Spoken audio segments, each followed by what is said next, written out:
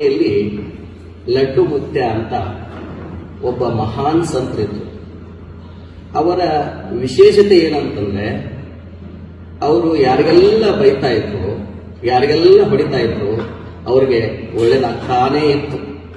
ಕೆಲವರ ವ್ಯಾಪಾರ ವಹಿವಾಟ ವೃದ್ಧಿ ಆಯಿತು, ಕೆಲವರು ಅಗರ್ಭ ಶ್ರೀಮಂತರಾದರು, ಇನ್ನು ಕೆಲವರು ರಾಜಕೀಯದಲ್ಲಿ ಉನ್ನತ ಪದವಿಗೆ ಏರಿದರು.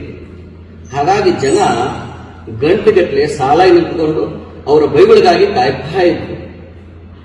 ಅದೇ ರೀತಿ ನಮ್ಮ ಯತ್ನಾಳ್ ಮುತ್ಯ ಅವರು ಕೂಡ ಯಾರ್ಯಾರಿಗೂ ಬೈತಾರೋ, ಯಾರಿಗೆ ತೆಗಳುತ್ತಾರೋ, ಯಾರ ಮೇಲೆ ಟೀಕೆ ಮಾಡ್ತಾರೋ ಅವರಿಗೆಲ್ಲ ಒಳ್ಳೇದಾಗಿದೆ. ಉದಾಹರಣೆಗೆ ಯಡಿಯೂರಪ್ಪರ ಮೇಲೆ ಸಾಕಷ್ಟು ಆರೋಪ ಮಾಡಿದ್ರು. ಯಡಿಯೂರಪ್ಪರು ಕೇಂದ್ರ ಬಿಜೆಪಿಯ ಸಂಸದ ಮಂಡಳಿಯ ಸದಸ್ಯರಾದರು. ವಿಜೇಂದ್ರ ಮೇಲೆ ಸಾಕಷ್ಟು ಟೀಕಾಪ್ರಹಾರ ಮಾಡಿದ್ರು. ವಿಜೇಂದ್ರ ಅವರು ರಾಜ್ಯಾಧ್ಯಕ್ಷರಾದರು. ಸಿದ್ದರಾಮಯ್ಯ ಅವರ ಮೇಲೆ ಟೀಕಾಪ್ರಹಾರ ಮಾಡಿದ್ರು.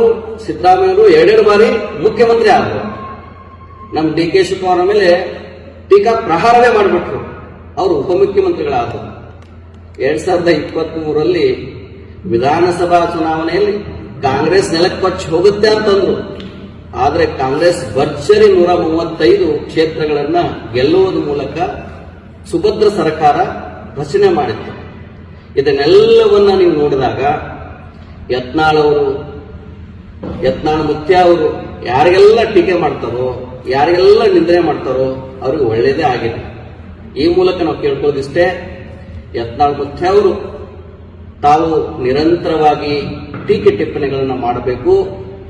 ವಿಶೇಷವಾಗಿ ನಮ್ಮ ಮೇಲೆ ನೀವು ಟೀಕೆ ಟಿಪ್ಪಣಿ ಮಾಡಿದ್ರೆ ನಮಗೆ ಒಳ್ಳೇದಾಗತ್ತೆ ಅನ್ನುವಂಥ ಭಾವನೆ ನಮ್ಮದು. ನಮಗೆ ಟೀಕೆ ಮಾಡಿದ್ರೆ ನಮಗೆ ಒಳ್ಳೇದಾಗತ್ತೆ, ನಮಗೆ ಒಳ್ಳೇದಾದ್ರೆ ಸಮಾಜಕ್ಕೆ ಒಳ್ಳೇದಾಗತ್ತೆ. ಅದಕ್ಕೆ ಯತ್ನಾಳ್ ಮುತ್ಯ